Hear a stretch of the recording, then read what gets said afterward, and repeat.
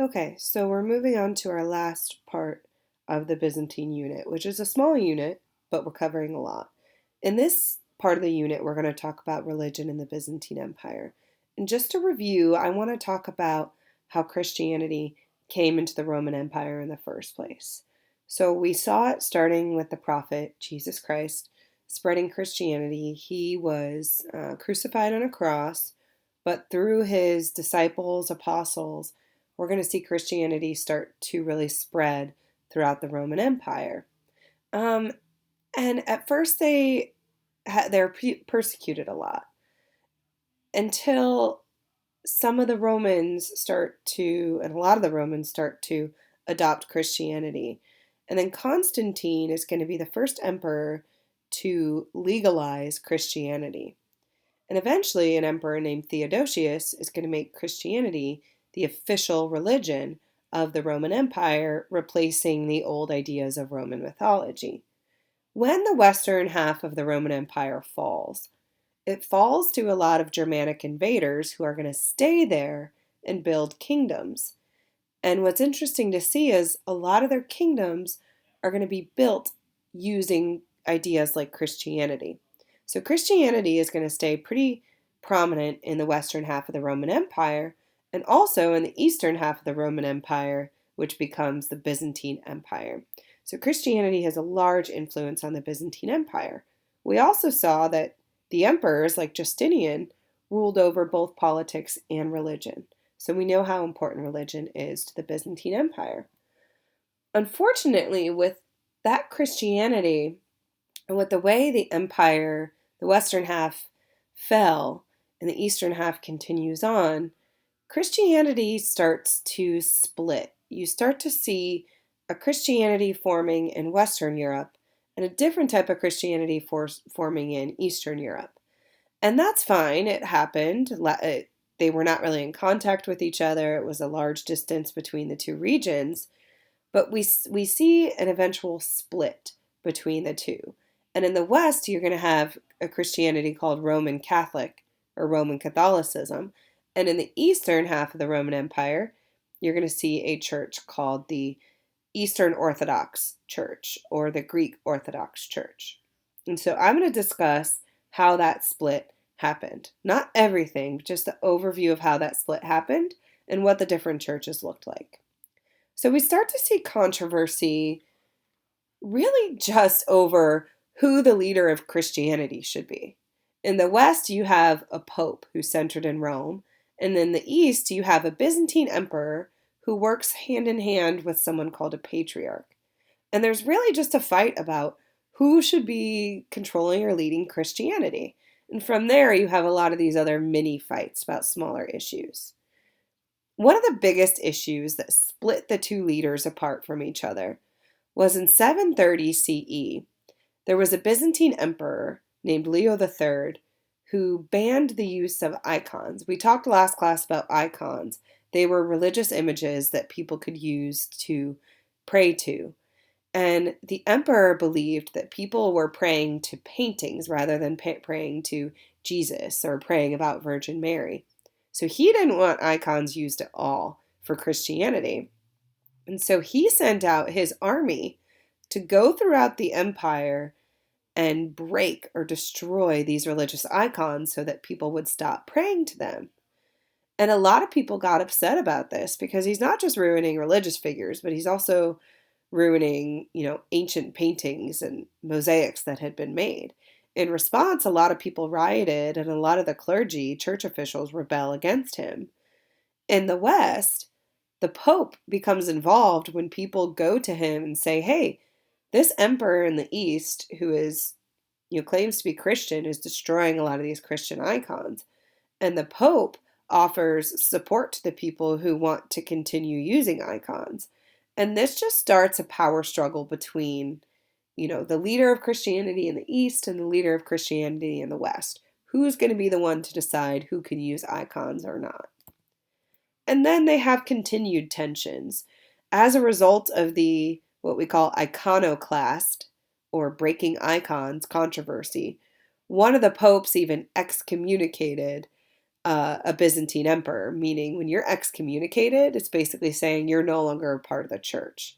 And this not only causes, a fight between them, but it basically causes a split between them.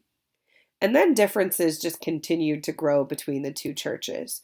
The idea about who should lead the church, when icons should be used, and it eventually causes an official split of Christianity. In 1054 CE, the Patriarch in the East in the Byzantine Empire and the Pope in the West are going to excommunicate each other in a dispute over a couple of other small things, but the main dispute is just over who's going to be in charge of Christianity. They fought about a document called the Nicene Creed, basically trying to decide, if it should be Father, Son, and Holy Spirit or not.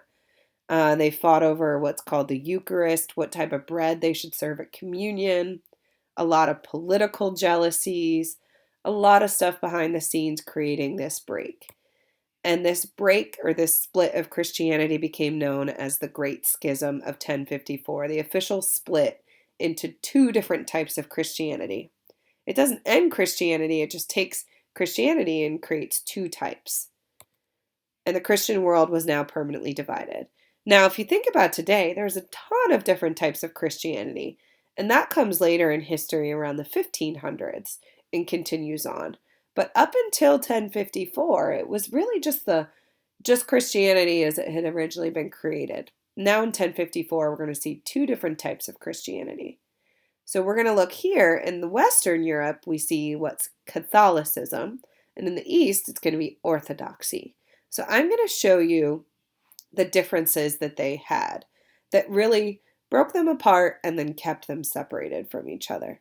The Western Church in Western Rome is formally named the Roman Catholic Church and is headed by a leader named the Pope. And in the East, in the Byzantine Empire, you're going to have the Eastern Orthodox Church or the Greek Orthodox Church. Orthodox means orthos or right, and doxa means belief. And the Orthodox Church is not only headed by the Byzantine Emperor, but it was headed by 4 patriarchs that would assist the emperor in daily duties. Like you had a patriarch in Constantinople, Alexandria, Egypt, Antioch, and Jerusalem. So we now have 2 churches. We're going to start by looking at the Western Church, located in Rome in the old Western Roman Empire. The Western Church, also known as the Catholic Church, was centered in the city of Rome. That's where the Pope lived. That's where a lot of the religious decisions were made. And it was led by a figure named the Pope, who was the Bishop of Rome, or in charge of the church in Rome. The Pope was essentially in charge of the entire Roman Catholic Church and was the religious figure that everybody would look to. The Pope had a lot of religious importance, but also had some political importance. We're going to look at in our final unit for the class how the Pope is really going to be a leading political figure in the later days or the medieval days of Western Europe. The time when Rome fell, a lot of people started to look to the Pope to help them rebuild from this fall. And a lot of the kingdoms that are formed are going to look to create alliances with the Pope. In terms of language, we're still going to see a continuation of Latin being used in the Roman Catholic Church. Latin was the language of the Romans, and even though the language kind of died out in terms of a language being used for everyday conversation and writing texts, it's going to be what Roman Catholic Church is based on. So Latin's going to be used in the sermons, in the liturgy, like all the worship and church service documents. Priests in the Roman Catholic Church practice celibacy, meaning they're not permitted to marry, they're not permitted to have relationships with anybody because they are married to the church. The philosophy is that they're married to the church. Divorce was also not allowed within Catholic marriages. You could not get divorced if you belonged to the Roman Catholic Church. And finally, the Roman Catholic Church supported the use of icons, always, using paintings to depict Jesus or Mary or saints. And that's why the Pope was so upset when the Byzantine Emperor said, we can no longer use icons and we're going to destroy them. So that's the Western Church. And we're going to look at some differences that existed in the Eastern Church. The Eastern Church, or the Greek or Eastern Orthodox Church, was centered in Constantinople, in the Byzantine Empire, known as the Eastern Orthodox Church. The emperor of the Byzantine Empire was technically the religious leader in the East. So the emperor really had a lot of say and power over the Eastern Orthodox Church. Although the emperor was the head of the church, they did appoint officials named patriarchs or bishops who would help them run daily church activities throughout the empire. So in the West, you have the Pope. In the East, you have the emperor with the patriarch.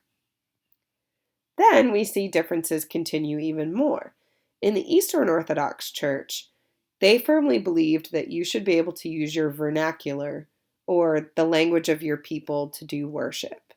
So you have, if somebody in Russia, which we'll talk about as worshiping, they're allowed to use their own language in worship. They don't have to use Latin. Greek was the primary language used for the Eastern Orthodox Church, though. Priests in the Eastern Orthodox Church were also allowed to get married. They were allowed to marry, including the patriarch. Divorce is also allowed in particular situations, so they're going to be a little more lenient than the Roman Catholic Church. The use of icons, however, was not always approved. It was really up to the emperors. Most emperors were okay with it. It was that one time with the iconoclasm that really created a lot of conflict between the two churches. So when looking at the schism, there are some similarities. I mean, obviously, they're both Christian. Their faith is based on Jesus and the Bible, worshiping Jesus in the Bible. Their leaders are priests and bishops, and they both wanted people to convert to Christianity. But in the West, in the Roman Catholic Church, you had the Pope, you had priests not being able to marry, and you had Latin being used. Whereas in the East, you have the emperor and the patriarch, you have priests being able to marry, and you have people using their local languages like Greek and Russian in their services. So when looking here, you can also see a difference in the artwork. Here on the left, you see a Roman Catholic depiction of Jesus, and here in the East, you see more of a Byzantine influenced image of Jesus. So you see differences in art as well. We're going to later in class work on filling in this chart so that you can have that to study from.